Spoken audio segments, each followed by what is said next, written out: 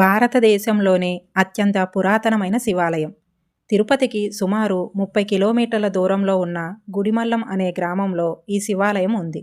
శివాలయంలో ఉన్న శివలింగము సుమారు 2200 ఏళ్ల నాటిది. స్థానిక కథనం ప్రకారం పూర్వం పరశురాముడు తన తల్లిని చంపిన పాపం నుండి విముక్తి పొందడానికి ఇక్కడ తపస్సు చేశాడట.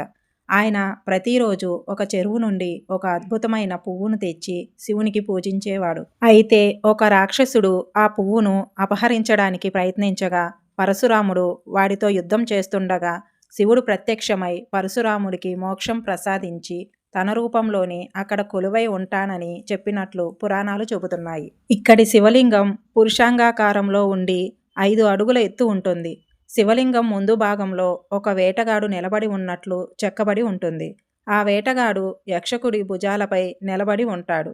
అందుకే దీనిని పరశురామేశ్వరాలయం అని పిలుస్తారు. ప్రతి సంవత్సరం ఉత్తరాయణం, దక్షిణాయనం మారే సమయంలో సూర్యకిరణాలు నేరుగా గర్భాలయంలోని శివలింగం పాదాలకు తాకుతాయి.